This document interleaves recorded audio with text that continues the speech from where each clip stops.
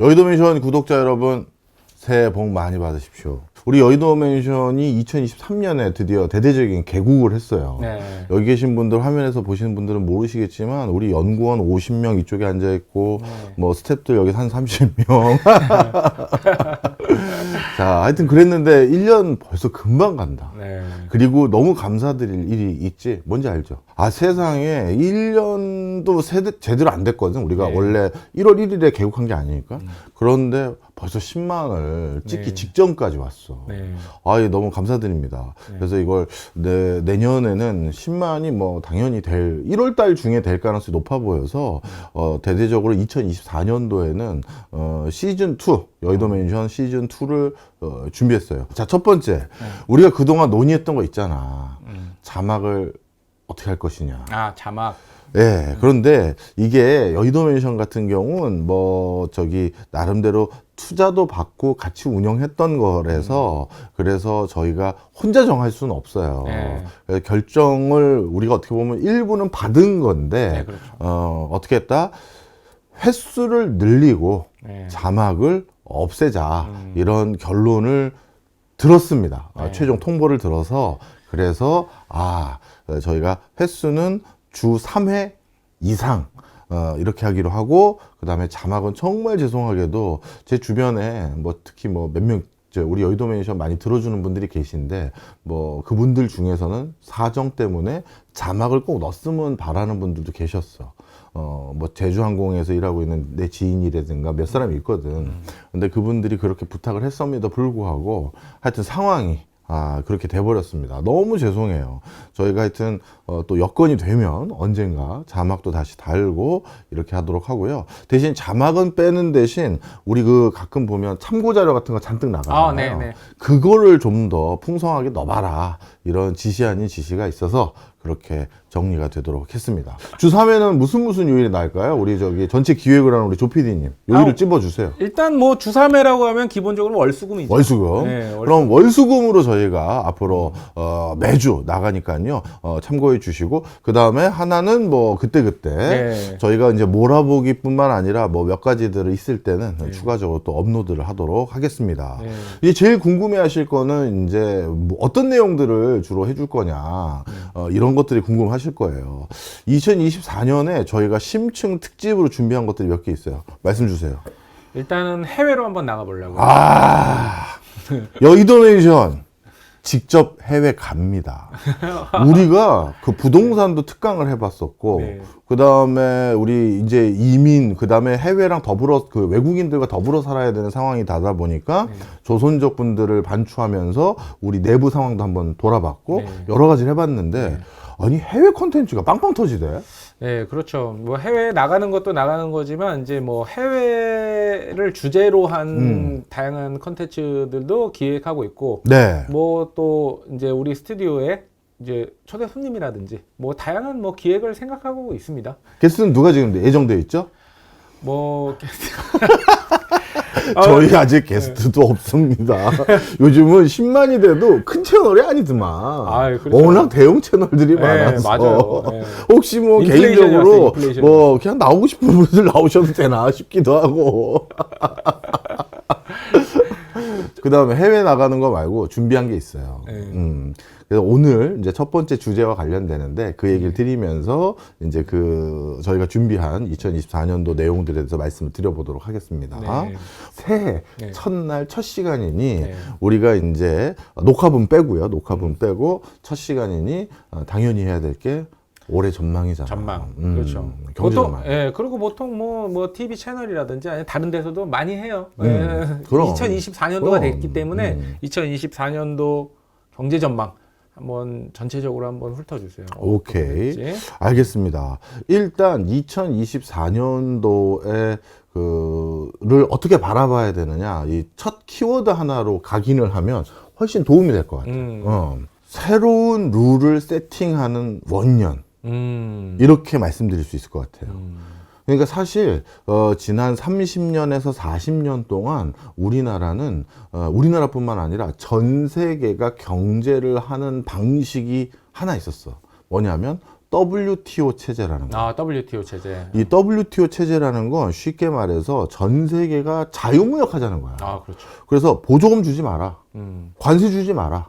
그런 걸로 인위적으로 돈의 흐름을 변경시키고 제약하는 것은 인류 공영의 번영에 저해되는 요소다. 그러니까 보조금, 관세 이런 거 다 철폐해야 된다. 이게 지난 근 40여 년 가까이 우리 인류가 달려왔던, 그리고 우리 인류가 준용해왔던 룰이었어.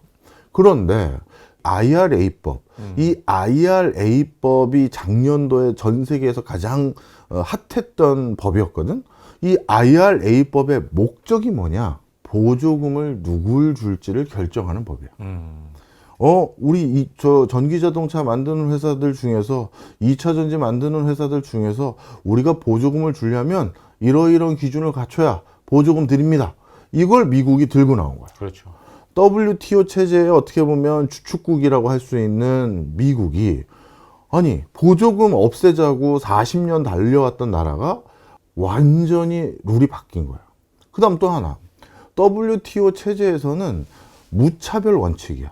그러니까 어느 나라는 호혜적으로 잘 대해주고 그렇죠. 어느 나라는 차등을 두고 이런 거 하지 마라.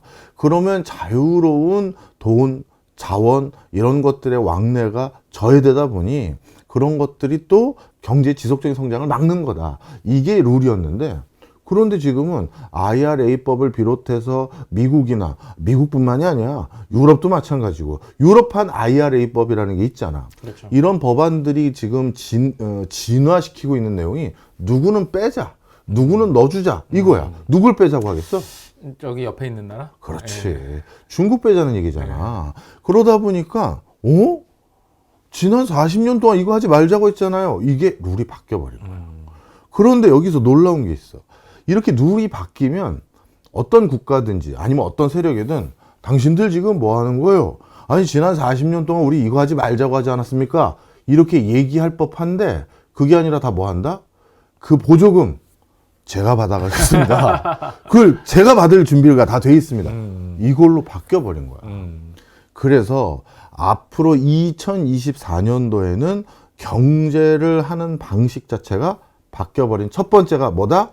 바로 무역의 룰 세팅이 달라졌다. 이렇게 보시면 됩니다. 네.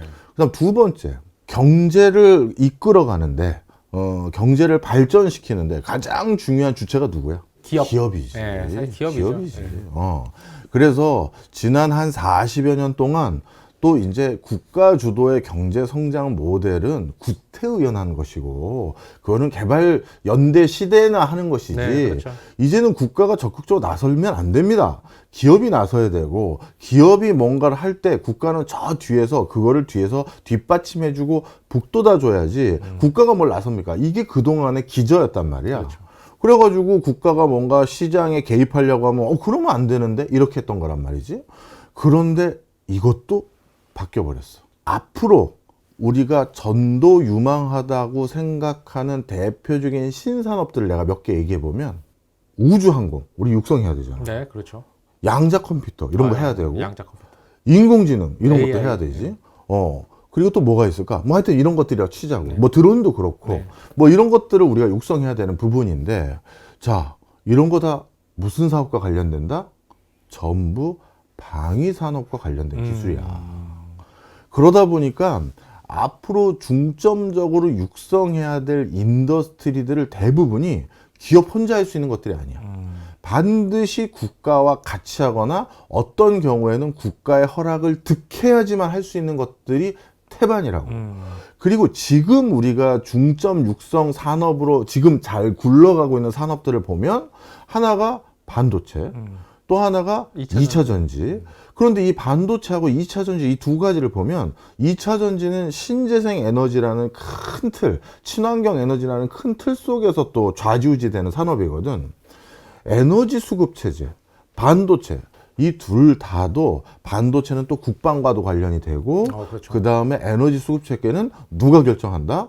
국가가 결정하는 거야. 여기서도 또 하나 큰 바뀜이 있지. 지난 2023년 이전까지는 경제는 누가 이끌어간다? 기업. 근데 지금은 이제 누가 이끌어가기 시작해야 될 상황이다? 국가와 기업이 같이 손을 잡아야 되는 거야. 안 그러면 이제 이런 산업들은 혼자 흔히 말해서 독고다이로 할 수가 없어. 자, 그게 또 경제의 메커니즘과 룰이 바뀐 또 하나의 방편이야. 그러다 보니까 여기 계신 많은 분들이 예전의 시각으로 경제 흐름이나 경제적인 현상들을 조망하려고 하면 뭔가 해석이 잘 안 된다든가 이걸 어떻게 받아들여야 될지 애매모호한 것들이 꽤 많아. 그래서 지금 관점에서 설명을 딱 듣고 나서 그러니까 올해지 2024년도는 경제가 이렇게 굴러가는구나 라고 판단하실 때 이 프레임을 가지고 계시면 상당히 많은 것들이 설명이 될 때가 있어요. 대표적으로 하나 예를 들면 우리가 2023년도에도 가장 전 세계 흔히 말해서 테마주라고 불렸던 게 몇 가지가 있어. 그 테마주 중에 대표적인 게 뭐냐면 환경 테마였어. 환경. 친환경 한다라고 해서 그 관점에서 2차 전지도 들어갔었고 그렇죠. 이런 게 있었고 요런 게 태반이었는데 이 환경 이슈는 우리가 생각한 것보다 과대평가되어 있다. 이렇게 봐야 돼. 왜 그러냐면 좀 전에 내가 말했지만 WTO 체제에서 이제 WTO 체제가 아닌 어떻게 보면 각 국가 간의 차등을 인정하고 보조금과 관세로 따로 편먹기를 시작하는 이런 세상이 되고 났는데 미국 입장에서 생각을 해봐. 본인이 30년, 40년 동안 쭉 해왔던 일을 등지고 갑자기 말 바꾸면 면이 어떻게 되겠어? 그렇죠. 좀 신뢰가 좀 떨어지는? 신뢰가 엄청 떨어지지. 그러다 보니까 명분이 필요한데 이 WTO 체제에서 대표적인 명분이 뭐냐 하면 WTO 체제를 준용해야 되는데 그런데 예외 사항이 한 3가지를 꼽아. 크게. 첫 번째, 국가 안보에 위해가 됐을 때는 WTO 체제 자유무역을 지킬 필요 없다. 국가를 지켜야 되니까. 두 번째, 국민의 생명, 안위와 관련된 거, 그러니까 먹거리나 뭐 이런 것들 있잖아. 네. 그런 것도 WTO 체제를 지킬 필요 없다. 세 번째가 바로 뭐냐 하면 지구환경 보존. 이걸 할 때도 WTO 체제를 지킬 필요 없다. 이게 유일하게 그거를 WTO 체제의 말을 바꿀 수 있는 명분으로 만들어 놓은 또 예외 조항들이야. 그러니 미국 입장에선 지금 중국을 견제해야 되는데 중국 견제하기 위해서 내가 갑자기 중국 기업은 관세 부과하고 나머지는 보조금 주겠어. 그럴 수가 없잖아. 그렇죠. 그러니 명분으로 뭘 삼았다? 지금 전기차 해야 되고요. 2차 전지 해야 되는데 이 지구 환경 지켜야 되는데 지금 어떤 동네에서 말이지 지구 환경을 오염시키면서 이런 걸 들고 오는 데가 있어요. 뭐 이런 것들. 네. 그리고 대표적으로 또 한 가지 신장 위구르 지역에서 인권 인권 탄압을 지금 하면서 그렇죠. 지금 이런 물건을 만들고 있어요. 바로 이런 명분을 가지고 지금 체제 전환을 하고 있는 거야. 그런데 내가 좀 전에 설명드렸던 이 프레임이 없으면 와 요즘 뭐 친환경이 이슈라며 하면서 그런 섹터나 그런 테마에 관심을 두고 있거나 돈을 투자하기가 쉽다고. 그거보다 더욱더 본질적인 이유는 미중 간의 갈등이거든. 사실 중국을 WTO 체제로 편입시켜가지고 어떻게 보면 키워준 것도 미국이잖아요. 또 그럼. 그 전으로 넘어가면 또 주계 장막을 걷어내고서 또 중국을 그 전에 이제 또 성장할 수 있게 해준 것도 또 미국이고. 이게 참 진짜 중요한 얘기를 해줬어. 이 외교 쪽을 전문으로 전공하시는 분들하고 내가 가끔 저녁에 식사를 하거나 대화를 나누다가 그분들이 언짢아 하는 게 있어. 내 얘기에. 내가 뭐라고 하냐면 그래서 2024년도에는 특히 우리나라 입장에서는 더 줄을 잘 서야 될 것 같습니다. 이 얘기를 했거든. 왜냐하면 방금 우리 조 PD가 말한 것처럼 국제사회에서 최고의 덕목은 뭐냐 하면 국익이야. 당연하죠. 국익보다 더 중요한 건 없어. 그렇죠. 무슨 원칙과 그 다음에 가치를 공유하는 세력들 이런 소리 요즘 많이 하잖아. 그렇죠. 그런 거 다 거짓말이야. 그 명분이야. 명분이야. 명분이죠. 자, 네가 정확히 짚었어. 중국을 WTO 체제에 포섭시키고 중개장막을 걷어버리고 전 세계 편입시킨 가장 큰 이유는 뭐 때문이다? 미국의 이익이 되거든. 그렇죠. 물건 값싸게 만들 수도 있고. 그 전에 또 소련도 견제하고. 그렇지. 거기에 진출해서 또 많은 혜택을 볼 수가 있고. 그랬는데 이제는 그게 아니거든. 이젠 너무 많이 컸어. 너무 커서 이렇게 클 줄은 몰랐는데. 이제는 이 상황까지 되면 이거는 오히려 걱정이 되는 수준이라고. 그러니 말을 바꿔야지. 그래서 아니 언제부터 국제사회 룰을 세팅하는데 가치를 공유하는 세력들 간에 그 가치가 뭔데? 그렇죠. 그게 있기나 했느냐? 난 그런 얘기를 하거든. 그런데 이제 외교 쪽에서는 이런 얘기를 하면 뭐라고 듣겠어? 그럼 우리 모두 우리 외교하는 사람들이 다 기회주의자라고 넌 얘기하는 거냐? 이렇게 들릴 수밖에 없어. 내가 그걸 이해해. 네. 그게 기분 상하게 들리는 이유들을. 그리고 가치를 공유한다고 하면 고상해 보이잖아. 뭔가 어디서 외교 그렇죠. 쪽은 항상 이게 여러분들 여담인데요. 같은 공무원의 행실을 묻고 들어가잖아. 근데 자기를 인식하는 마인드가 전혀 달라져. 똑같이 행실을 봐서 그 세종시에 딱 뭐 5급 공무원으로 딱 들어오잖아. 그러면 노동부에 들어오면 일과에 쩔어 있어. 왜? 노조 맨날 찾아와서 막 이러고 또 기업인들은 또 막 뭐냐 이러고 그러다 보니까 경무에 찌들어 있고 본인도 노동법이나 노조 이런 걸 다루다 보니까 나도 근로자일 뿐이고 나도 지금 노동을 한다는 인식도 일부 있어. 그런데 외교부로 딱 들어가잖아? 그러면 노조 만나면서 어디서 국밥 먹어가면서 어디 장막 안에 뭐 어떤 천막친 안에서 그냥 여기서 사발면이나 하나씩 사서 끓여 먹으시죠. 이렇게 하면서 대화 나누는 게 아니라 외교부를 들어가면 어디서 본다? 외교관들은 호텔에서. 호텔에서. 또 리셉션 오늘 한다라고 만찬 뭐 한다고 디너 뭐 그냥 뭐 저녁 먹는 거잖아. 자, 이러면서 우리 가치를 공유하는 세력 위하여 뭐 이런단 말이야. 이게 완전히 의식이 달라. 그래서 외교부 공무원들은 옷도 이 양복이 때깔이 달라. 뭐 평소에 뭐 나비 넥타이 하고 다니는 거 아니죠? 아니, 그 정도까지 아니야. 그래서 거긴 그러고 있고 노동부 쪽에 그 노조 그 공무원들은 양복 입고 가면 벌써 사측에 가까운 거잖아. 아, 그렇죠. 그래서 그냥 바람막이. 바람막이 뭐 노스페이스나 작업복, 작업복. 볼펜 꽂을 수도 있는. 그렇죠. 그런 걸 입고 다닐 수도 있다고. 그래서 이게 완전히 달라. 외교 쪽에서는 너무 고상한 일을 많이 하시다 보니까 이렇게 무슨 가치를 공유하는 세력 이런 얘기 하시는지 모르겠는데 적어도 경제통인 내 입장에서 내가 공부한 일에 그렇게 무슨 가치가 있었는지가 난 솔직히 받아들여지기도 어려워. 자, 그래서 바로 내년도의 경제 큰 패러다임의 전환은 요 관점을 꼭 이해하셔야 되고 그럼 자연스럽게 이제 질문이 하나 나와야지. 뭐냐 하면 그럼 2024년도에 우리나라는 어떻게 해법을 모색할 거냐.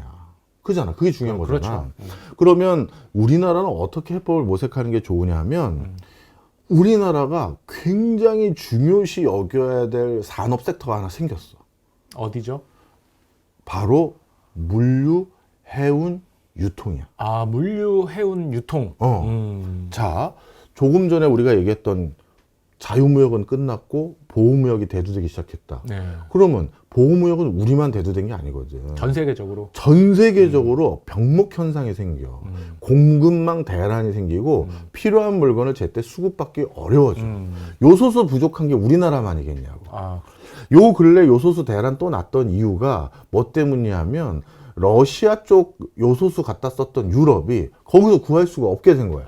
그러다 보니까 인도네시아나 사우디에서 요소수를 갖다 쓰기 시작했는데, 근데 인도네시아나 그 사우디에 요소수를 원래 갖다 쓰던 사람들도 모자라질 거 아니야. 그렇죠. 그러다 보니까 이 연쇄적으로 작용이 일어났고, 또 중국도 본인들이 필요한 것들이 또 더 필요하게 됐고, 이런 요소로 연쇄적으로 우리까지 영향을 또 받은 게 있어. 자, 그러다 보니까 이렇게 한번 병목 현상이 생기면 모두가 다 맞물리게 돼. 그렇죠. 자, 그러면 이 병목 현상을 어떻게든 극복해야 국가가 돌아간다는 건 그 요소수만 봐도 우리가 알 수 있는데, 전 세계에서 그래서 우리가 필요한 물건을 바로 제때 공급해 줄 수 있는 허브 국가가 필요해졌어. 미국이나 중국 말고. 그런데 그런 국가 역할을 할 수 있는 최고의 후보군이 한국이야. 한국은 지구상에서 가장 지금까지 FTA를 많이 체결해온 국가야. 우리 그래서 예전에 정권에서 이런 그 슬로건 많이 가지고 있었잖아. 전 세계에서 경제 영토가 제일 넓은 나라 대한민국. 이 한국이 FTA를 체결하고 나서 어떻게 됐느냐? 물론 그 FTA 효과가 조금 위축될 수 있는 지금 시장 상황의 변화가 있지만 그럼에도 불구하고 우리는 원래 사인해 놓은 그 내용들이 있기 때문에 물류 허들을 뚫고 뭔가 루트로 삼을 수 있는 여러 노선들을 우린 가지고 있어. 근데 외국에서 많은 중견 기업, 국가들 또 개발도상 국가들이 우리처럼 그런 루트 많이 구축해 놓은 데가 없거든. 그러면 어떻게 하는 게 제일 좋으냐? 우리는 전 세계 A라는 국가에서 물건 못 받아오면 B라는 국가, C라는 국가에서 받아서 갖다 놓을 수가 있어. 그럼 그 물건은 우리만 쓸까? 아니죠. 그렇지. 네. 또 필요한 어떤 나라에 다시 수출할 수도 있거든. 중개 무역. 그렇지. 그래서 해운, 물류, 유통이 한국이 이제 굉장히 큰 효과성을 발휘할 수도 있는 구조적인 상황에 직면해 있는 거야. 어떤 국가든 야 이것도 뭐 구하기가 왜 이렇게 어려워. 한국에 전화해봐. 이렇게만 되면 예 한국입니다. 아니 뭐 HMM입니다. 아니면 어디 또 할까 우리 뭐 대한항공입니다. 항공도 물류니까. 그렇죠. 네. 아 바로 갖다 드릴게요. 저희 마침 재고로 쌓아놓은 게 몇만 톤 있는데 이럴 수 있는 국가가 된 거야. 앞서서도 얘기했잖아. 앞으로의 산업 패러다임의 전환은 국가와 기업이 같이 해야 된다고. 그래서 국가가 조금만 이런 것들에 대한 해안이 있으면 이거는 야 한국이 또 하나의 세계적인 기업군을 하나 가질 수 있다. 그게 바로 물류, 해운, 유통, 항공까지 포함해서. 로지스틱스. 그렇지. 그래서 우리가 이 분야에 앞으로 국가가 신경 많이 써야 돼. 그래야 우리 내부에서 필요한 것도 제때 공급할 수 있을 뿐만 아니라 외국에 그렇게 납품할 수가 있고. 그럼 세계적으로 교수님이 말한 그런 그 역할을 한 국가가 이미 있나요? 그게 당연히 궁금할 거 아니야. 너 네. 썰 아니냐? 아니야. 그런 대표적인 국가가 네덜란드야. 아, 네덜란드. 요즘은 이제 전 세계 농업 대국이잖아. 농업, 전 세계에서 농업에 있어서 5대 강국이라고 한단 말이야. 근데 네덜란드 영토가 뭐 사실 우리나라 한반도 남한 영토보다도 작은 상황인데. 그리고 또 저지대기도 하고. 그렇지. 네. 근데 도대체 얘네는 어떻게 이렇게 농업 강국이 됐느냐? 아주 간단히 말할게요. 네덜란드에서 전 세계로 카카오가 수출되는데, 근데 네덜란드에선 카카오를 단 1톤도 생산을 안 해. 그럼 무슨 얘기야? 네가 얘기한 것처럼 중개무역. 중개무역이지. 받아다가 쏘는 거야. 이게 이 물류의 무서운 점이거든. 내가 물건을 사려고 해. 그런데 저기 케냐에 있는 카카오 농장에 전화해서 몇 톤 받아오고, 그 다음에 에티오피아에 있는 카카오 농장에 전화해서 몇 톤 받아오고, 그 다음에 또 저기 알제리에 있는 카카오 농장에 전화해서 몇 톤 받아오고, 장사 못해. 아니 언제 그거 다 전화해가지고 언제 그거 저 재고 맞추겠니? 그러니 한 사람한테만 전화하면 걔가 다 제때 제 물량으로 갖다 줄 수 있는 애한테 전화하는 게 제일 효율적이야, 합리적이야. 그런데 그런 유통망을 농업 부분에서 확실히 구축한 게 네덜란드거든. 그래서 네덜란드가 직접 재배하는 거는 10%도 안 돼. 대부분의 항목이. 그런데 나머지는 수급받아서 당도나 QC, 품질, 품량 뭐 다 확인한 다음에 분류해서 나눠주는 그걸로 1등이 된 거야. 덴마크도 똑같아. 덴마크도 본인들이 그 북해 연안에 정말 좋은 입지를 가지고 있거든. 그렇죠. 그럼 우리가 이 인구도 얼마 안 되는 국가에서 제조업을 육성하기에는 내수 시장이 워낙 적으니까 뭐가 안 될 것 같은 거야. 근데 본인들이 예전부터 해운과 선박 건조 기술도 발달됐을 뿐만 아니라 교통의 요충지에 있다 보니 그렇죠. 우리는 해운업 해보자 해서 세계적인 해운사인 머스크를 그 조그만 나라가 가지고 있는 거야. 그래서 원래 강소 국가들이 반드시 유치해서 육성해야 될 산업 중에 하나가 바로 뭐다? 바로 물류, 해운, 유통, 항공까지 이 전부 포함이 되어 있어. 우리나라도 지금 구조적으로 이렇게 된 상황에서 우리 그거 해야 되고, 마침 2023년 가장 연말에 또 이뤄낸 성과가 하나 있지. 걸프 협력 이사회와 FTA를 체결했어. 이 걸프 협력 이사회라는 건 쉽게 얘기해서 중동에 가장 내노라 하는 국가들하고 우리가 동시에 FTA를 체결해버린 거야. 중동 국가들도 직접 물건 생산할 여지 없잖아. 아, 그렇죠. 그럼 어디서 물건 받아와야 되거든. 근데 물건을 가장 수월하게 갖다 줄 수 있는 국가란 관세도 없이 뭐 그 다음에 다양한 통관 규제도 없이 수월하게 가져다 줄 수 있는 국가면 되는데 바로 그 국가가 누가 된 거다? 한국이 된 거야. 그리고 또 우리가 거기 중동에 있는 나라들을 무시하기가 어려운 게 뭐 석유뿐만 아니라 또 그 유럽과 아시아를 잇는 또 아프리카와 아시아를 잇는 또 교통의 요충지예요. 그렇지. 네. 그러다 보니까 이런 여러 가지 효과들로 인해서 우리가 내년에는 또 이런 부분에 신경을 굉장히 많이 쓰면 또 좋은 성과를 낼 수 있다. 항상 난 이렇게 평가해. 물 들어왔을 때 노져야 큰 회사들이 생기는 거거든. 물은 거꾸로 오는데 거기 노젓고 나가봤자 한계가 있어. 우리가 시대가 낳은 떼부자, 시대가 낳은 최대의 그 기업들 이런 거는 그 시대의 시대 정신이라고 해야 될지 시대상의 부합성 있는 비즈니스를 했기 때문에 그 반열에 올라간 거야. 근데 또다시 그럴 수 있는 교두보들이 생겨나고 있으니 주목해 보자는 거지. 자, 그럼 이제 내년도에 주목해야 될 섹터들이 보이네. 국가와 발맞춰서 나가기 수월한 그런 산업들, 섹터들, 그리고 물류해운 유통은 우리가 신경 잘 쓰면 세계적인 기업도 만들어낼 수 있다. 일단 2024년도 초창기 경제에 대해서 전망하는 것들은 이쯤 마무리하고 또 다음 시간에 또 뵙시다.